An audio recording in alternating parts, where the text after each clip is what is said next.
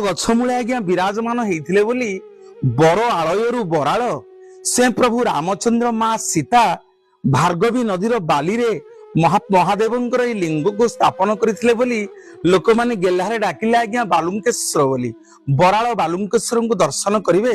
अनेक दिन हला बाहागर हेलानी आज्ञा पुओ झियो हेनी डाक्तर फेरई देलानी जिबे ये बराल बालुंकेश्वर निकट रे गोटे मानसिक करिवे गुआ और नड़िया बसई 21 दिन पालन करिवे 107 गरा जल आज्ञा बराल बालुंकेश्वर गाधेइबे एवं जेतेबेले 108तम गरा जल स्वामी स्त्री दुई जन जाक आपण गाधेइबे ता दुआरु आज्ञा कि खाली हाथ रे फेरिकी आसी नाहंती।